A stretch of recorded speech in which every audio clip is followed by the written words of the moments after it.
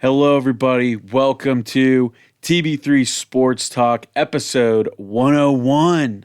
Can you believe it? We're past 100 now. Hey, here we thought we didn't have any more fun things. It's the 101 Dalmatians episode. 101 Dalmatians episode. And after that, I don't think there's anything else. On the road, the 150, 175. I mean, I'm just saying, like your quirky little. Ooh, it was the 101 Dalmatians episode. I think that might have been one of the last ones. There'll be. Yeah, we'll get clever throughout We'll see. But, wow, a big week in Tampa Bay sports. We're going to be talking about all three teams. Got some news for all of them. But I think the biggest news is another Bucs win, a gritty Bucs win. They call them the Cardiac Bucs for a reason. They went up to Seattle to face the Seattle Seahawks, a throwback game, the Expansion Bowl 2. Beautiful uniform matchups. I mean, one of the best. There's something about like watching those two teams in their uniforms that just makes me want to eat like dessert. Like I'm like they look like a nice like Slurpee or something, and then the Bucs look like creamsicle, popsicle. That's like I don't know. It's like the two of them together. It's like let's buy dessert. Yeah, they did look very good, very delicious. Baker Mayfield, he's a delicious guy. This week especially, people are giving him his flowers. I think the MVP kind of chant is getting a little loud for him. A little bit. I think that we could just start with that right there. This Baker Mayfield, he is your FedEx Air and Ground Player of the Week after putting on an absolute show. Goes 29 for 33, 379 yards, 2 touchdowns, a team high 92.2 PFF grade. Wow. I think the biggest thing that stuck out to me from him is just he could do whatever he wanted. All his throws were there. Seattle really had no answer for him throughout the whole game. And once again, game's on the line. You need some points. Baker Mayfield comes in clutch. Yeah. I mean, the throw that he had to Emeka Egbuka where he essentially like dropped it into his basket. My mind was like, wow, that's our quarterback. It was one of those kind of moments. Yeah, just a perfect drop in the bucket. He was saying too, he wanted to, he wanted to extend it a little bit more. He was a little upset he didn't have the arm strength for it, but hey, it was still right there, right on the money. One of the biggest plays of the game, and I think I agree with you. I really think we're looking at an MVP type season, and you could even argue last year he had the numbers. You could have given the argument to him. Yeah, he had the numbers to be an MVP last year, and I think finally, people are starting to take notice in him and what this Bucs team has been able to do and what they can do. And I think not only can he win the MVP, I think we can also have the Offensive Rookie of the Year on the same team. Yeah, I would think so. Yeah, I mean, the offense is rolling right now, and then just wait till Mike Evans comes back. Exactly, but yeah, we're talking about Emeka Egbuka here. 7 receptions, 163 yards, and a touchdown, and an octopus. Yeah. An octopus. For those of you who don't know, a lot of people saw like the little score graphics, a stat line, and that had a little octopus emoji on it. But if you don't know what that is when the same player scores a touchdown and the 2-point conversion on the same play. It's an 8-point play. They call it an octopus. Going back to Baker Mayfield for a second, this would be the first MVP in Bucs history. Yeah, that would be extremely big. And, just hopefully he can continue that play. Again, just what a game by him and Emeka Egbuka too. Did you hear him mispronounce his name like 7 times on that broadcast? Oh, yeah. Well, did you hear how Gronk said it? No, how do you say it? It was like a Boca or something. Yeah, he was like a Mecca, a boo, it's a like, boo guys, a boo boo. Guys, I mean, be like me. Like when I have to know a last name, I sound it out. I don't spell it right. I sound out how I would read it to say the sound. Well, first off, Gronk, might have a little CT, got his bell rung a couple too many times. I mean, he should be the first one to know to write it out. Exactly, yeah. You'd think he'd know. You think it's like Fox would give it to him. Know your weaknesses and deal with it. Exactly, yeah. Big, bold letters, Buka. Yep. But they'll know his last name by the end of the season. Oh, for sure, because, I really think just the body of work he's put up already, he is your Offensive Rookie of the Year. I think there's no debate.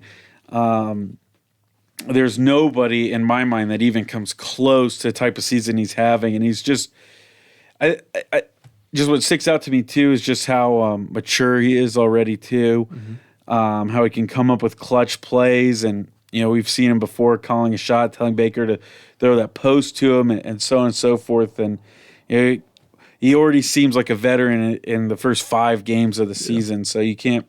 I mean, it's like a dream come true as far as what you want out of a rookie. Like you couldn't ask for anything more.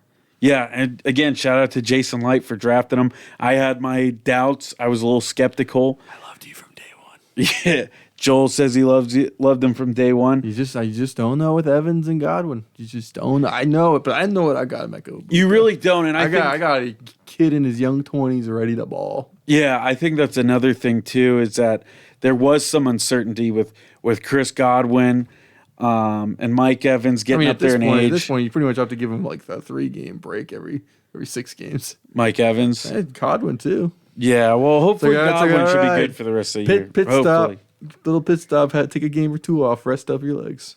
And I mean, they've earned it, but it's just it is what it is. It's the makeup of the team right now.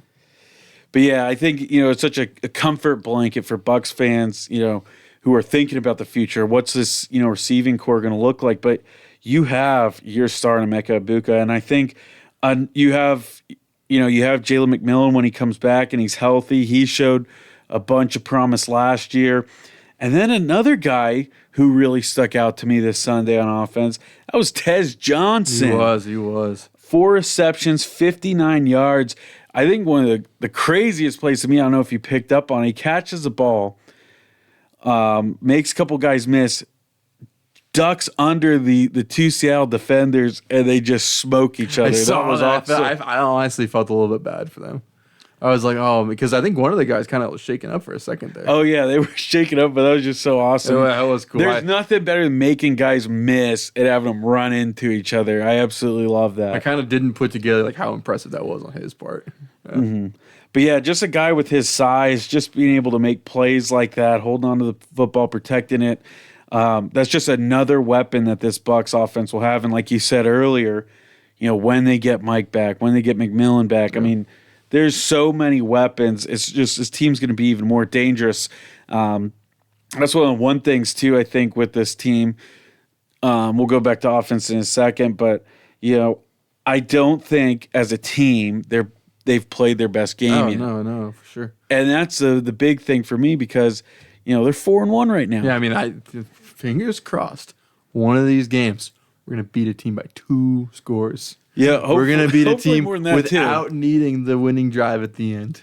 Yeah, it's fun, and for a lot of people complain about that too. I've seen a lot of people saying, you could easily be 0-5. I mean, I think that's what makes it more impressive. Yeah, that's what makes it more impressive. You know how to win at the end. It goes to show you can do that in the playoffs if you got it. Like playoffs is not going to be a blowout. Lord knows. I mean, it's going to be a close game, and you're going to want Mr. and Mrs. Clutch offense on the field.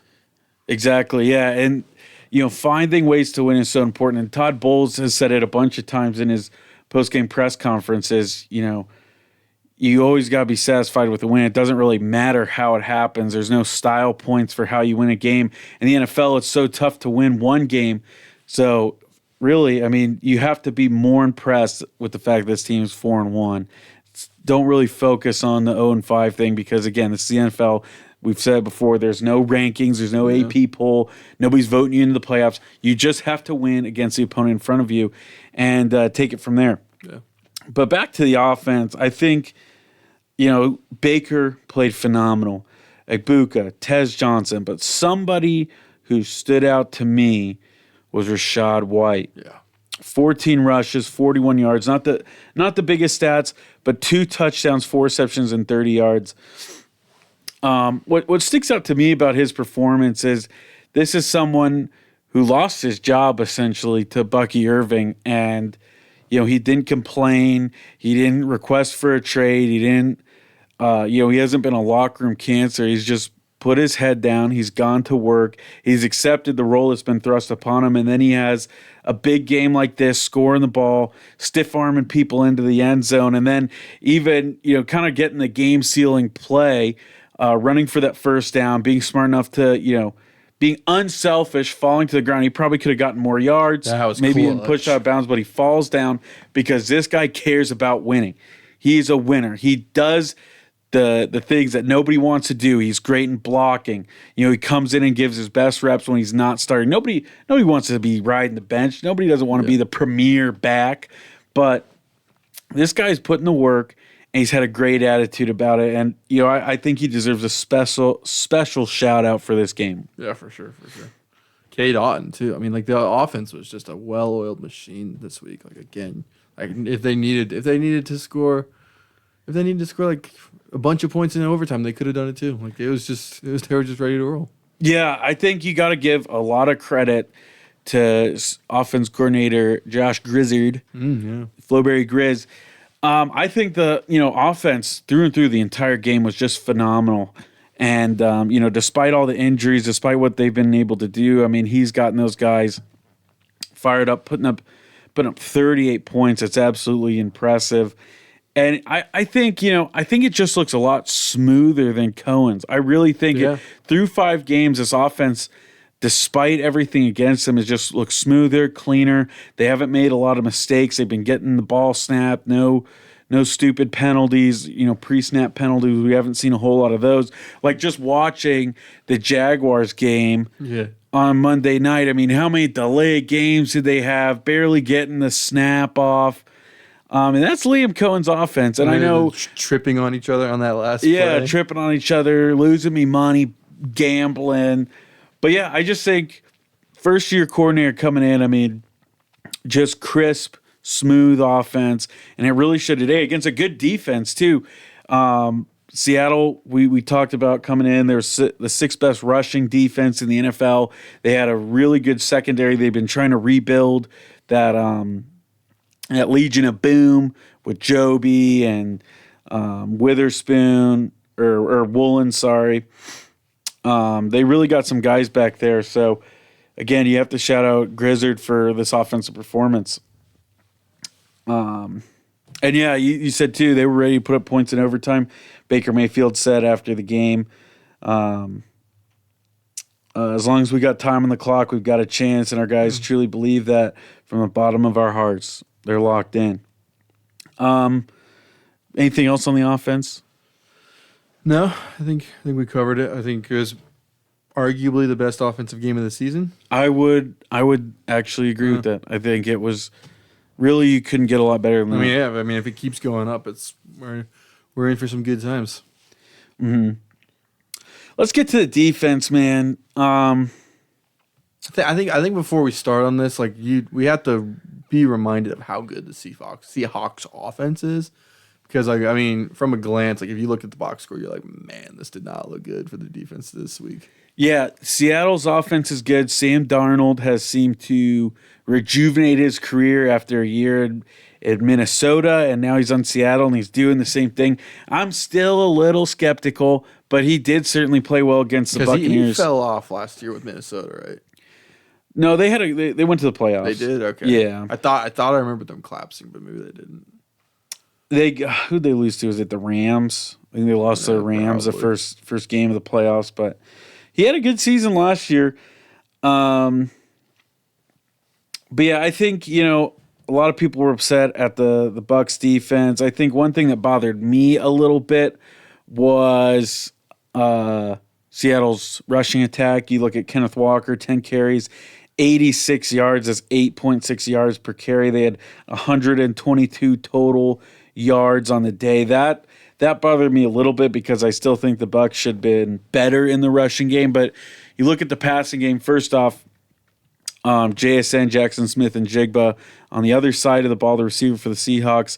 He's a young star. He's, also from Ohio State like Ibuka. And they got weapons in the passing game. The wide receivers. Mm-hmm. They really do. And Jeremiah Smith's going to come up, and he's going to be a star. Still don't know about Marvin Harrison Jr. with the Cardinals. I think that might be a little bit of Kyler Murray. True. Yeah, I was a little disappointed with the running game, but the offense the passing game, kind of have to tip your cap to him. And then you think, too, no Jamel Dean, no Benjamin Morrison. We saw Jacob Parrish playing the outside corner role for the first time. So there's a little bit of struggles. And I think one of the things, too, that the Bucs did, it makes sense for Todd Bowles doing it, they played a little bit more zone, didn't blitz as much. And I think that's probably because you have guys like Kendall Vildor in and stuff like that, and he doesn't want to isolate him too much. So, yeah, they gave up a lot of points, but I think a lot of it is just saying, hey, Seattle, good job. You guys have a good offense. You're a good team coming into us and going out of us. They're going to have a good season. But I think the biggest thing is when they needed a stop the most, they got it. In fashion. They got it. Yeah, a nice, Todd Bowles said, too, they hadn't called that blitz the entire game, and he thought it would be the perfect opportunity. Blitz comes in scot-free. Sam Darnold gets pressured, throws the ball into Logan Hall's helmet, which tips up, and Levante David, still got it. Interception. I think if anybody on the defense, I would think he's the most deserving of it. Like it's a feather in his cap at this point. Like probably farewell season. Got a game changing interception. Mm-hmm. Yeah, you can't say enough about him. And yeah, I think that's good. At the end of the day, you can give up a lot of points. Again, like we said earlier with the offense and winning close games, there's no style points rewarded for wins. The Bucs might have struggled in this game defensively, but at the end of the day, when they needed a stop, they got it. Yeah. They got it. So yeah, I think rushing game definitely though has got to get a little better, especially when you look at the team you're playing up next. But still, you got 2 turnovers, the interception, and then the silliness of Seattle trying to run that little option. A little speed option with Jalen Milroe. You're able to fall on and get it. So you won the turnover battle on defense. That's always good. Offense had none. But yeah, I think I don't know. There wasn't really any highlight, standout guys for me on defense. I think no, it was a little bit of a mess. But again, it's because you can't be a star every week, and there was a lot of different things going into like Seattle wanted to win this game, and you could see it. Mm-hmm. So. Because you look at the PFF grades, Logan Hall had the higgest PFF grade at 71.6, which is it's a C minus. Yeah, it's like I wouldn't be happy with that on a test. Yeah, nothing. No really standout players from defense. I do got some low light ones, and I think we kind of have to talk about it. Is our edge rushers? You look at Yaya Diaby and Hassan Reddick. Getting a lot of pressures, but they're not turning it into sacks. The Bucs had 0 sacks this game. And you look at, one of the biggest missed ones is Yaya Diaby coming in, misses Sam Darnold. He's able to scramble out of it and throw a touchdown. That play hurt me so bad. Yeah, the guy was wide open too. That was even worse. Building my celebration on that play, and it was like, oh, no. Yeah, that really would have been total game changer. I think the Bucs would have had a much easier win if that. I'm impressed Sam Darnold got out of it too. He did. You gotta give some credit to him. But I think too. I mean, Hassan Reddick was there too to make that play, and he sort of dived at Darnold or dove. I don't think he needed to do that. I think if he just would have kept pursuing him, he would have gotten him. I mean, that's the same thing in baseball. It's like you think diving to first is going to be quicker, but it's like scientifically, no, it's not. Mm-hmm. Yeah, he should have just kept pursuing him and made that play. But yeah, I think the edge rushers got to get it going, got to get some sacks, especially in the game coming up. Pressures are fine, but you have to produce. Yaya Diaby missed pick 6 there. Was basically standing in the end zone. At that moment, I thought we lost the game. I was like, if you can't get a game changer play like that, it's over. Yeah, and it would have. That would have won the game. He was basically standing in the end zone. I've never seen an interception like that, like an end zone, just land in it. Yeah, just right there. Just land and it's a pick 6. That would have been perfect. So gotta get his hands on that. But yeah, that's what stood out to me on defense. Those 2 defensive guys gotta get going. Before we get to the keys of the game, though, up against the 49ers this Sunday, got to talk a little special teams. Yeah. It's McLaughlin, game winner. He made it. He made it. I mean, he's been clutch. He's been clutch. Yeah, he's getting there. Sick like a 67er for at halftime. It's like, yes, clutch. Give me He's this. back. He's money. Not yet. How do you feel about the punts? Like the punts were, Punts are okay. Didn't get blocked, thankfully. I guess that's anything outside of that's a win. I thought a little bit of tackling on special teams. I mean, they got to the 50-yard line quite a handful of times. That's what I wanted to bring up the most. Is it's like we have the missed field goals, and then we start getting blocked punts and blocked field goals, and now we look at this game, and the kickoff team was terrible, absolutely terrible. 196 total kick return yards. Average of 28 yards per return, and the longest one, which got to the 50. There would have been another huge one, too, if it wasn't negated by a penalty. So it's just yet another facet of special teams that has struggled. And McGahee, we got to get it together, pal. We really do, because this is something that's hurt the team. They gave Seattle a bunch of short fields throughout the game, getting up to midfield, like you said, seemed like almost every time. It was more definitely a handful of times. Yeah, they got to get that together.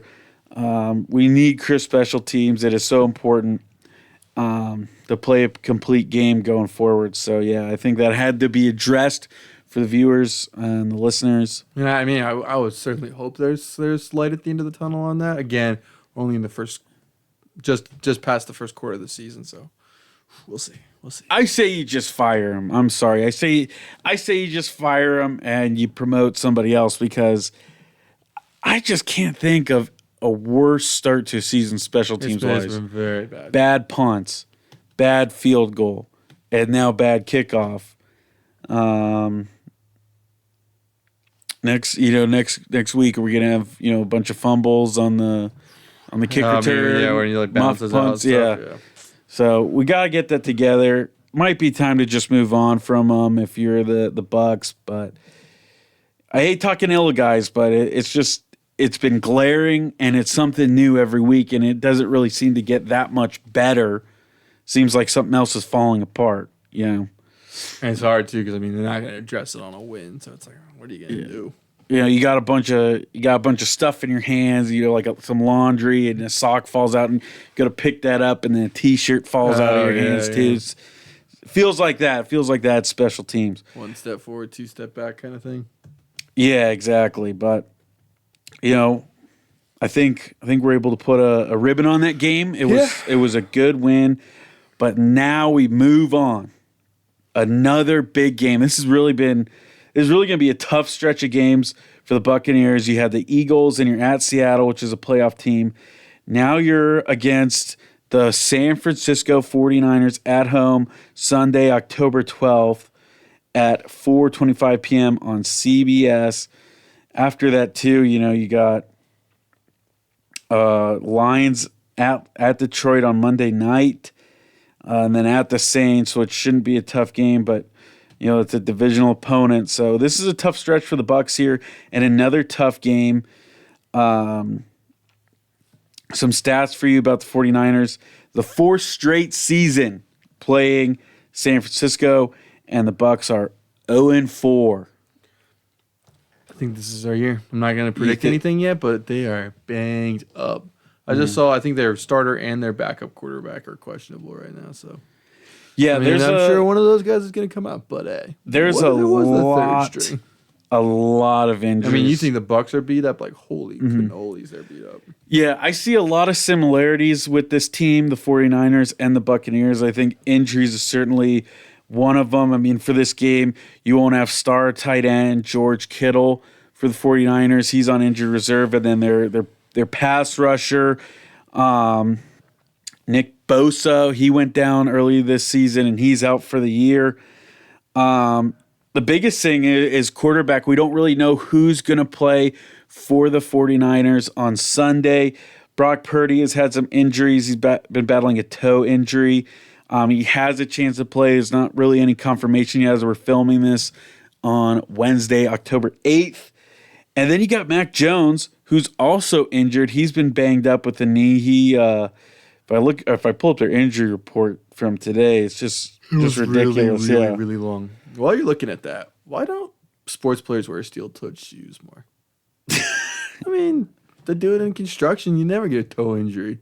Yeah, well, with the toe injuries, I don't know if it's necessarily getting like stepped on. It's gotta be. It's more of a turf toe, I guess. which is you're trying to run on the balls of your feet, and that knuckle in your big toe gets sprained, and okay. it is hard to play on.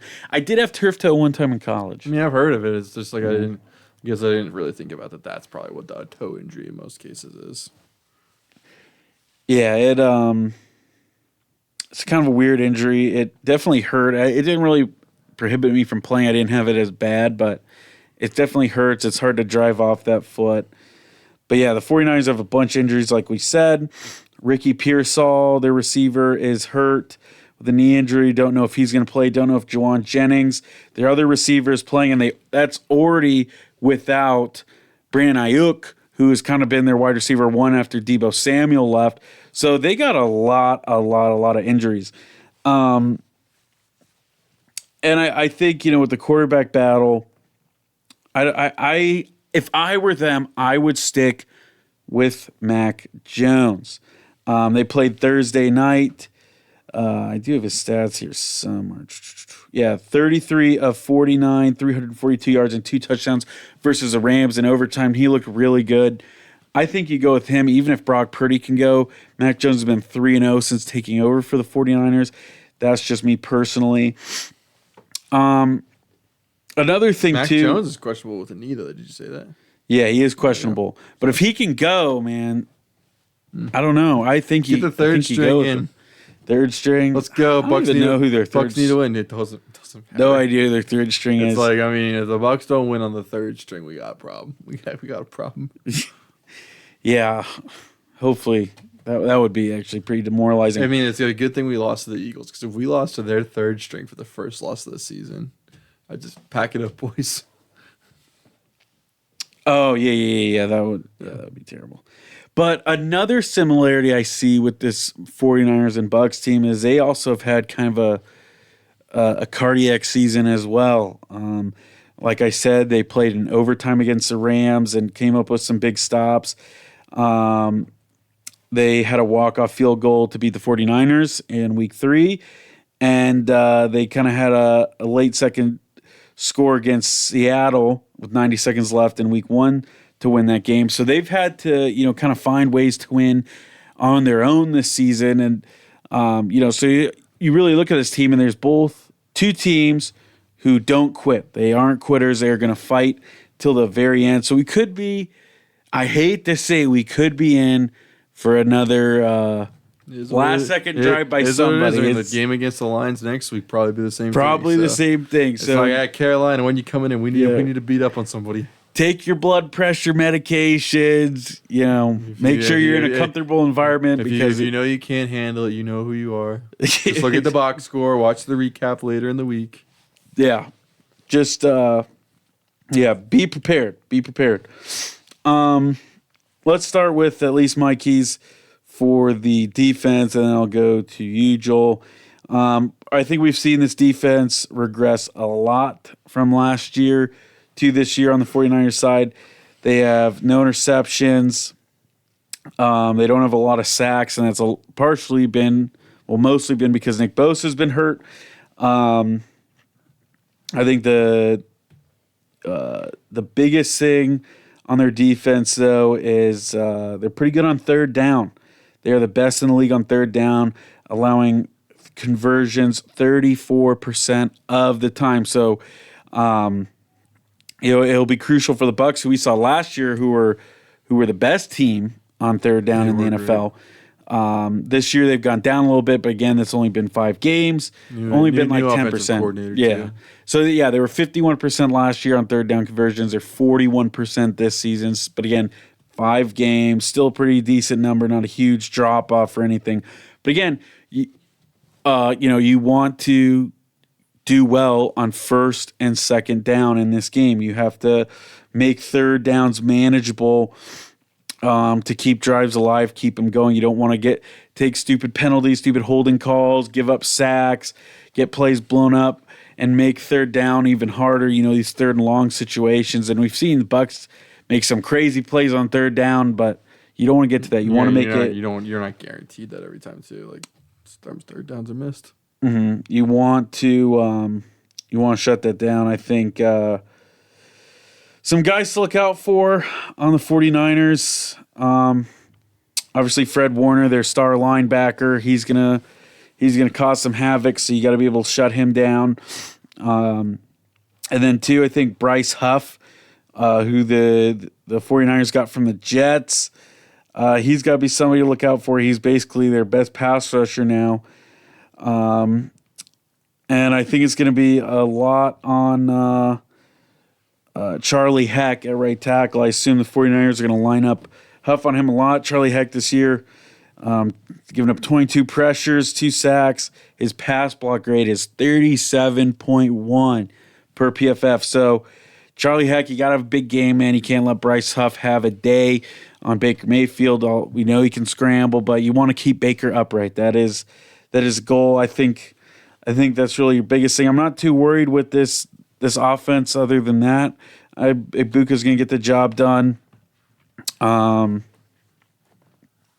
Tez Johnson, hopefully he can have another big game. We saw Kate Otten get utilized a lot more against Seattle, so I think the Bucs will be okay, but that's really kind of the two guys I'm looking out for in defense. Again, this team doesn't sack the quarterback a lot.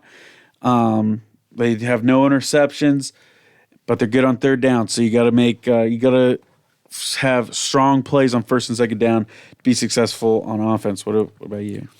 If Brock Purdy's in the game, like he's coming back from a little bit of some time off, obviously. So I'm not saying like early 2010s New Orleans try to hurt people, but try to do a couple extra sacks to start the game. Maybe make him a little unconfident of himself. I don't know. Mm-hmm. Yeah, pass rush is going to be huge for this Bucs defense. Yeah, I think for me. The biggest takeaway, somehow, out of all the injuries they had, Mr. Injury-prone Christian McCaffrey thinking that. I'm like, what? Has been the workhorse. He's been the workhorse for this 49ers offense, and that's really the key. You got to shut him down. He's so good in the pass game, and he's a great rusher, and we've seen, Servace Dennis struggle a lot this season. And even Levante David, man, I mean, he got that interception, but Father Time's catching up to him a little bit. Among us. His missed tackle rate is 25% on the season. That's up from 15% last season. Was it the Seahawks game where he was tackling somebody on the sideline and they slipped? It was either this or the Eagles. Yeah, I can't remember specifically, but that was like Levante. Yeah, sorry, bro. I know. 2 years ago, 7% missed tackle rate. Now he's up to 25%. So he's getting a little old. And I commend him for playing this year. It's like, thanks, bro. I needed one more year. Yeah. The 49ers are definitely going to attack that. They're going to utilize McCaffrey out of the backfield. And I think he had a big play, too, last year. I think it was against Levante David. He had a huge reception. So you got to shut that down. And I think, too, out of all the passing touchdowns the 49ers have thrown this season, only one has gone to receiver. The most have gone to the H-backs and the tight ends. So you look at, no Kittle, but they got Jake Tongas and Luke Farrell. Yeah, this is on that linebacking core. You got to shut those guys down. Kyle Juszczyk, their fullback. So I think this game defensively is on the linebackers. I think, again, we'll get to the injuries here in a second, but I think you should have some relief with the receivers in the pass game, especially if you're down a couple cornerbacks. But it's really going to be on this linebacking core to shut down Christian McCaffrey out of the backfield, and then their two tight ends who they are pretty high on, despite the Kittle injury. Speaking of injuries, man, before we predict, big news today out of Bucs camp. Zion McCollum was seen in a sling. No. Can't even believe that. He had a thumb procedure that, according to Bowles, he had a problem with prior to Seattle, and he finally got some work done on it, some surgery. He hasn't been ruled out for the game, but once again, it's the same thing with Bucky Irving last week. When you're when you're on crutches or in a boot or in a cast, that doesn't bode well. I don't like that's your thumb. That's like the number one exactly. piece of equipment on your body. Maybe you can play in a cast, but still, I'm not confident. It's risky. Not confident. If it's just something where you have to sit out a week, I mean, again, I've said it, like lose the fight to win the war. Yeah, might just see him get some rest again. And then again, we look at secondary, man. Jamel Dean and Benjamin Morrison, they were both at practice. Morrison most likely won't play this week, but according to Todd Bowles, Jamel Dean has a good shot of playing. So hopefully he can play. I mean, good news, McCollum, Jamel Dean, they're able to play. Bad news, we're without our top 3 corners. So we'll see, man. We'll see. Again, hopefully the quarterback's not getting good throws out there. So yeah, well, you look at whoever the quarterback is for the 49ers, no Juwan Jennings most likely, no Ricky Pearsall, and no Brandon Ayuk. So you might get some relief. It'll be mid on mid, but you might get some relief there. No Mike Evans again, most likely. Mike Jordan has a chance to come back at right guard. I'm not sure if they will start him over Luke Haggard, who didn't play necessarily terrible, but he has struggled since he came in with all the injuries. So that's something to keep an eye out on this week. But, let's go, dude. Blue Jays beat the Yankees. Oh, hallelujah. What's that now? That is 2009 to 16 years. 16-year drought, boys. We'll see you in Cancun, brothers. Hallelujah. Anyways, yeah. Injuries, it's really about the same. No other big news. Kind of, if you've been following along with the team, you kind of know how that's going. Bucky Irving, same thing. Not going to see him most likely. I think that's just about covered it. Yeah. Are we ready to predict? I believe so. Between this and the Lions game, you're coming out of one of these with a loss. So I've been kind of doing a coin flip in my head for a minute or two. All right, Will, you talked me off the cliff. You said there's enough injuries in this game on the 49ers side where I think the Bucs can win this game. I'm going to go 23-17 Bucs. All right, I like it. Joel has predicted a win. That's always good. Did I foreshadow that I might pick the Bucs to lose next week? Maybe, but hey, that might be a tough game. I'll probably have forgotten this conversation. I'll bleed pewter and creamsicle again. We always believe here. I am also gonna predict a win, clean sweep. I mean, I kind of was like, I know Will's gonna predict them to win, so I probably should predict a loss. But I mean, that's a lot of injuries. I think we got a shot. Baker's playing out of his mind. It continues. Well, here's the thing, man. Last year, this game at home, Bucs lose on a last-second field goal. And we saw last year this team lose in close games, not getting a chance, losing heartbreakers in overtime. But what's the difference this year, man? We're winning these games. We're winning these close games. We're finding ways to win. And I think that'll be no different on Sunday. It's going to be close, but the Bucs are the better team, the better coach team. They're going to find a way to win. Give it to me. I think it's the same thing. I'm thinking 21-20 Buccaneers. Man. You're not allowed to predict a game that close. It's always 21-20. You always have to have a field goal buffer. Hey man, we've seen some. 2019 against the Texans, 1 point. Mm-hmm. I think we might see it again. Bucks late touchdown. Who's gonna get it? Bucks have a touchdown drive at the end. I think it's gonna be Sterling Shepard again. I'm forgetting the tight end's name, but I'm going tight end. Kate Otten. Yeah, you also think you said 23-17? Yeah. So the Bucs are also gonna have a last second touchdown drive. Or are you saying they're gonna They're going to go up earlier, stop the 49ers. Hopefully one of these games we don't have to do the comeback drive. I mean, it's close enough to where it could be, but no, let's be down going into the fourth, but then we win, and they are the team going for it, and they have to settle for like a fourth down or something. But the defense gets to stop. Or here's what's gonna happen: they go for a field goal, try to get the second the onside kick, and they don't get it. That's my story. That would be good too. That's my story, and I'm gonna stick with it. All right, there you have it. Tune in to the Bucks on Sunday, 4:00 CBS. Oh, I love CBS games. Yeah, that CBS games are clutch because I had my Aja TV. It's not really working. You what? My Aja TV's not really working. It buffers like no tomorrow. But all that to say, CBS games are on Paramount Plus, so I've got that. That's true. Yeah. All right. Quickly on the race. Man. Season's over. This is you said earlier that the Bucks was the biggest deal right now. Like this is big. I mean, like this is big. It's been big. I get if it's getting small there, but like I guess it's small because there isn't. I mean, we're not going to be talking about as long as we talk about the Bucks. It was just a press conference, But yeah, press conference, new owner Patrick what are a Zalewski. couple of the things you got out of the press conference?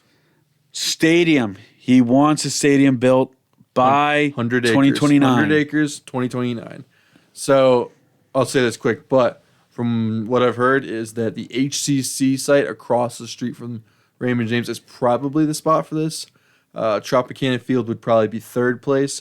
But if it's second place. But if it's 2029, the issue with Ybor is that there's so much stuff they have to clear out of there. It would take them a year plus to do that. So they need some fresh land, and that's Trop or HCC. So I hope it's not flip a coin, but it might be flip a coin. It's pretty bold in their. It's not gonna happen. Like I don't mean not to be a dead guy, but like I don't even. Their aspirations. It's pretty bold. Yeah, like like you're just getting up there to disappoint people with that one. Yeah, we'll see how that goes. It's like because you said that you've lost a year now. It's 2031. Because I mean the same thing is too. It's like it's not like you have a site. Maybe if you had a site already, you could go. Yeah, we're just gonna start building like right away. Their model through and throughout has been the Braves, but the Braves weren't putting a roof on that roof. Exactly. Yeah, they did say that. 9 months. They did say that they do want to model kind of the whole area like the Atlanta Braves ballpark. They have. I don't know what they call. What do they call it? Do you know what they call their little square? Man, any other time I would have known it. Yeah, I could think of it, but off the rip, I don't know. But yeah, their little shopping their scene downtown. and hotels. Yeah, their little thing around the stadium. So they want to do that. He will meet with both the Tampa and St. Pete officials. So St. Pete is not off the. And you want to do that just because you're playing in the Trop for the next 3 years, so you're not going to, make them. What are they called? Those like the dead seasons or whatever. Mm-hmm.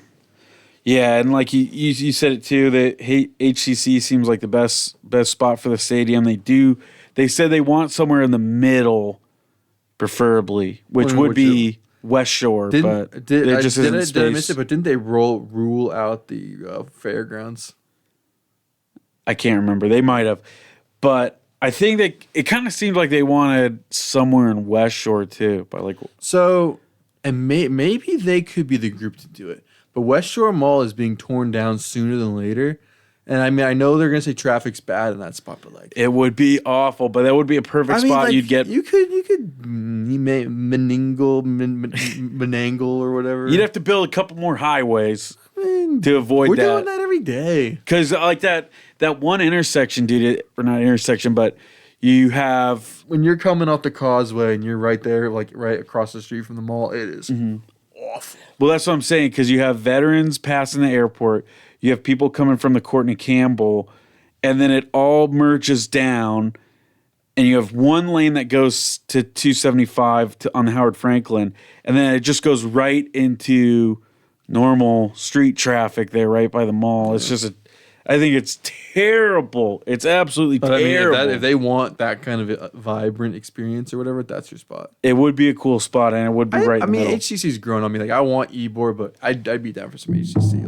Like about them playing at Steinbrenner this year. It's like if you could have a stadium walking distance from that, like we'd be living right. Well, yeah, it would be really cool to have both stadiums right next to each other. Like, again, the Bucks are about to build I almost had it. The berm, nope. It's something with a B. Anyways, one of In the Braves? Yeah, it's not Burn, but it's close to that.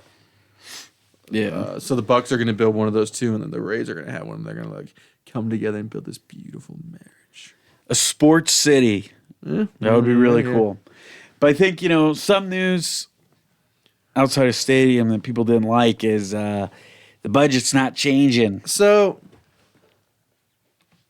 I honestly, like, I thought they were a little bit more slimy than I was expecting. I've got my hopes up for the last, like, 15 years plus.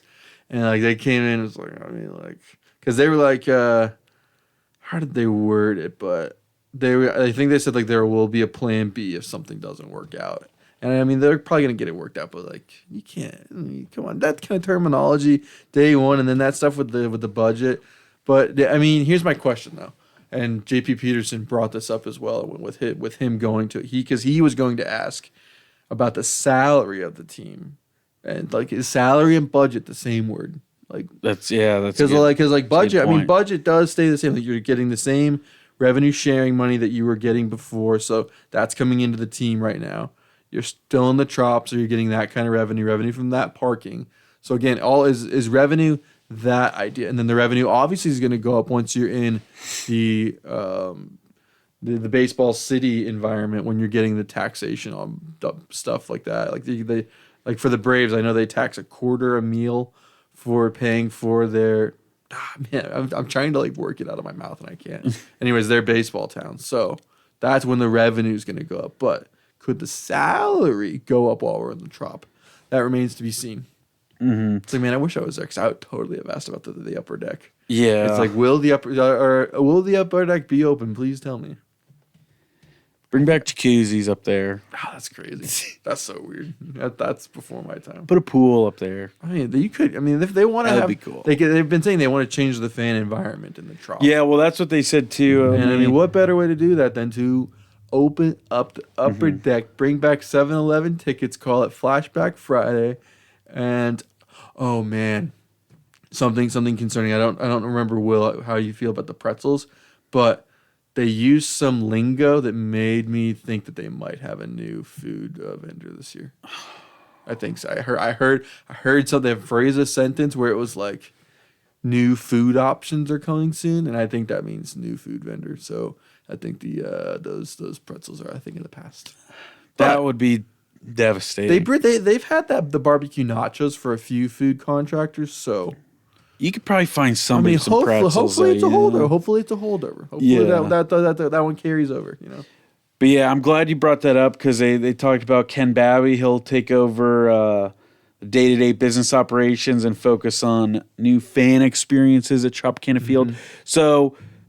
Well, there could be some cool stuff going on this season. I think so. We could see some cool stuff. I'm still thinking this year is going to be a little bit hollow as far as the Trop goes, but come 2027 when they have a full off season to work, I think it's going to be popping in there. I think so. But yeah, anything else? Anything else on the Rays? We've been mispronouncing his name. It's not Zalewski. I think it's Zalupski. Zalupski? Yeah, it's not Zalewski. Like that is so. It'll come out more in the coming days, but like as far as the pronunciation of his name goes, that's how it's supposed to be pronounced. So, I hope not. I had something else, but I like Zapolsky, even though I don't know how you say it. Zapolsky.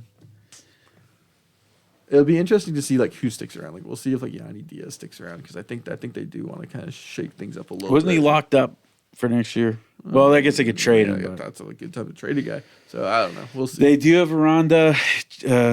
Xavier Isaac could come up at some point. Bobby Seymour.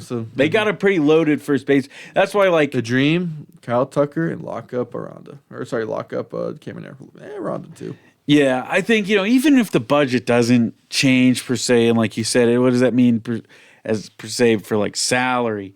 You could still make a couple splashes. Like you could still make some splashes and be okay. Yeah. Like again, you can work out. Yeah, you can structure a deal Tucker, maybe a little more back end than front end, kind of like what they've done for a lot of guys. But at least get your hat in the ring. Do something to kind of get everybody excited. I'll say that. I'll conclude that they do need to start winning some fans because I don't know if I'm the only person that thought they were a little sleazy, but like they need to like kind of like make a splash, like put themselves out there. Yeah, I wouldn't say the first press conference necessarily It wasn't that a great. huge winner, and I mean it's short. Like they said they had a meeting to go to, I think an HCC or something like that, so they had to get out. So it was a quickie. Like I know a lot of people wanted to ask more questions, but there's just some lingo they used that made it sound like, all right, like if this doesn't work out, we're hitting Jacksonville, maybe Orlando. We'll flip a coin on that one. So Yeah, I don't know. we'll see. I mean, it's definitely still a good season. Like it's a great time to be a Rays fan. Yeah, it is. There's exciting stuff. Again, it's the unknown, the great unknown. What's going to happen? Yeah. So we'll keep you guys updated on that. For any news, follow the Instagram and Twitter. We're always posting stuff, talking about what's going on, keeping you updated on the latest news. But the big news, the Tampa Bay Lightning.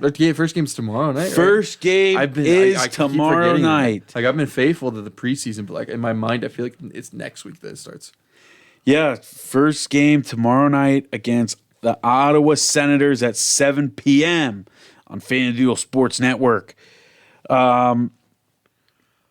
This, it's a lot of the same familiar faces that we've seen the past couple of years. You still got your core, right? Some kind of notable stuff for your Tampa Bay Lightning. We will be without Nick Paul. He's going to miss the first month or so after a surgery he underwent this offseason. And Zemgus Girgensons, he's going to be out for a little bit as well. Keep an eye on Andrei Vasilevsky. He's dealt with a couple injuries during the preseason, and that kind of makes sense because they have 3 goalies on the roster to start a season. They still have Jonas Johansson, but then they've also added Phoenix Copley. He was in the Los Angeles Kings system last year. He played 1 game with the Kings in the NHL, but he spent most of his time with the Ontario Reign. He went 24-17 in 42 games played, 2.49 goals against average, and a 90.4 save percentage. So that's kind of the big news on the injuries, but I think you will see, like I said, most of the same guys. Some new guys they did add is they've promoted prospect Jack Finley from Syracuse. Sorry, where my notes went away from me here. I just scrolled away from it. With Syracuse, 40 games played, 14 goals, and 14 assists. And he's 23 years old. I think this is one guy to look out for if you're a Lightning fan.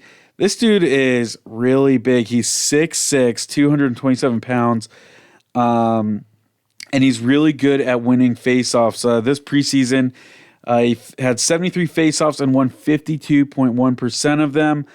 Kind of a reason why you haven't heard from him, Lightning have kind of, with all the trades they've had and all their Stanley Cup runs, prospects are few and far between, but he's, has not been really in the spotlight because he's dealt with some injuries, but he did make the opening day roster. So we could see him, and he could blossom into a nice back end forward for this team. Like I said, big guy, so you should expect him to be big, killing penalties and just being an overall defensive presence. Another guy they picked up, free agent Pontus Holmberg, who was with the enemy, the Toronto Maple Leafs. 68 games played, 7 goals, 12 assists, and 46 hits. But again, you're just adding a nice depth piece.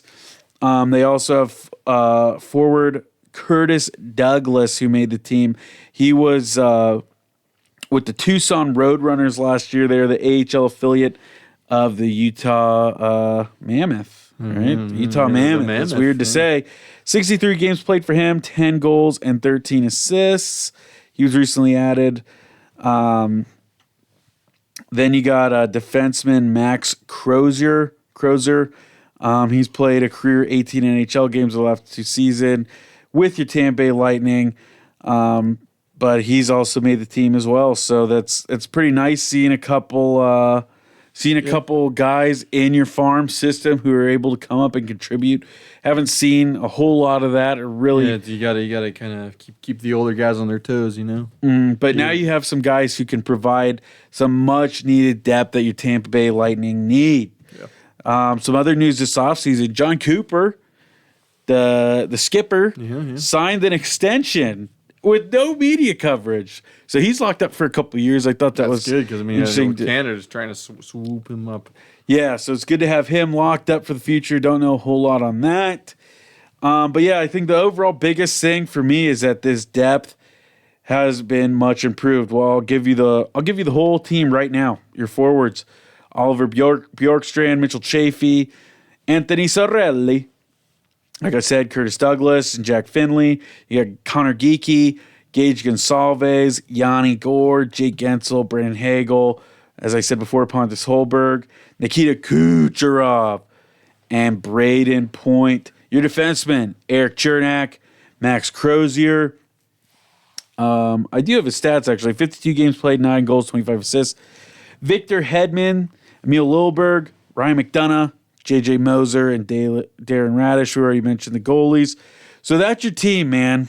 I think, I'll go to you next. I think the biggest thing for this Lightning team this season is to just stay healthy. Just stay healthy. They've had a couple injuries early on this offseason, as you can see, but the core, if they want to make a run, they have to stay healthy. And I think, most importantly, this could be maybe the last ride for this core. You look at the ages here. Kucherov is 32, Hedman's 34, Bazzi's 31, Point's 29, McDonough's 36, and Gensel's 31. So, I mean, these guys are getting up here in age. This has to be a season. Really, this could be your last ride. So you got to... keep going. You just got to stay healthy and hopefully add some pieces at the deadline, just be in contention to boost this roster even more. But I think you look at point production, it shouldn't be down. Your power play should still be effective. One of the best teams in 5-on-5 last year. So I think that's the biggest thing for me, staying healthy and getting one last run in with this core. What you appreciate, though, is that they're pretty stocked up around other areas. So, like, as one guy is going out, retiring, another guy's kind of stepping into that role. He's been maybe not in the Stanley Cup appearances and whatnot, but I mean, he's been around a winning mentality. So I think my biggest encouragement going into the season is, again, like you said, that there's size on this team now. Because for the last couple of years now, we've been trying. You always are like trying to figure out how to beat your biggest rival, like that one that you're always seeing in the playoffs. And for us, of late, it's been the Panthers. Like, as much as I don't think there's really a rivalry, it's like, all right, I'll admit there's a bit of a rivalry now. I say that only because of what happened in the preseason. Like the one of the games, I think it was like 2/3 of the game was on special teams, like the power play, and then this last game, some stuff happened. Like I think I saw the score was like 7-1 against the Panthers. Yeah, and that was just a slop fest. They were. I mean, I'm saying they were getting their licks back. I think again that might have even been the game where there was the fighting or whatever, or the penalty minutes. Yeah, so even in preseason, the Panthers are just dirty as all get out. Yeah, like I think they walked away pretty much scot free, and we have a Hagel suspension for game 1. It's like. So if you're able to beat the Panthers this year, like if you match up well against them, I think that's a successful season. Mm-hmm. Like if you, I don't know, it's probably inevitable that we'll probably see them in the first round again. So if you can just make it to the second round, if you can get them out of the playoffs, you've done well. Mm-hmm. Any guys you think, any like standout guys you're looking for this season? Anybody take a next step or? It's always nice to see Sorelli growing. I think he's grown so much. I think you'll continue to see that in his game. I don't really know where he can improve on. Like, I mean, if he gets a couple more goals, great. But all around, he's becoming a even more and more better, more better hockey player. So I'm always excited to see him. glad to have Yanni Gord back. I was kind of worried that was a one and done, but it's nice to get the band back together. Like if we're gonna go out, let's go out with the band back together. We got Yanni and McDonough. Let's do it. Yeah, I like how you brought up Yanni Gord. I think it's going to be fun, too, to have a full season of him again. And Oliver Bjorkstrand, I think seeing those guys, too, healthy and a full season of them should bode well for the Lightning, adding more depth. I think Bjorkstrand's somebody who really needs to step up for this team. And I really I think on the power play, we could see him kind of taking over that Stamkos one-timer role. I'm hoping to see that from him. And I think the biggest guy, start defensively, J.J. Moser. He had a breakout year last season, but again, a lot of pressure on him to continue that level of play and to kind of take over because Hedman and McDonough, you're going to be your top guys, but they've had their struggles. We've seen their play kind of deteriorate a little bit last season. So I think J.J. Moser really has to take that role and be kind of your guy on the defensive side. And I think on offense has to be Brandon Hagel. Saw him get 90 points last season. But once again, that's your spark plug for this team. So good on power plays, penalty kills. He can do it all. Need to see him step up for this team. I'm worried he's going to heal. Might have a little bit of a recession. I hope not. That would really. I don't think it was a flash in the pan. Like he's a good player, but like that was, unworldly. Mm-hmm. But yeah, so those are my guys to really stand out. I think, I think that's really it for this team. I liked what you saw from Gage Gonsalves last year and Connor Geeky, so it's going to be exciting to see how those guys progress. We'll get to the Lightning, the first 4 games of their season, October 9th, like we said, tomorrow. So hopefully, when this comes out, you're watching it today and getting ready for the game tonight. Consider it your pregame. Yep, Ottawa, 7 p.m. Then on October 11th, that is Saturday, another home game against the Devils at 7 p.m. Then they start a bit of a little road series Monday. This is kind of weird. Monday at Boston at 1 p.m. Is it Labor? It's one of them holidays, I think. In October? Maybe not. Is it Columbus Day? It is. Yeah, Columbus Day, isn't it? I think so. I guess it's like a federal holiday or something. Right? That makes sense. Let's 1 p.m. on a Monday, man. Come on. And then I take it you don't have Monday off. I do not. I will not have Monday off for sure. It's like I can't watch my Lightning.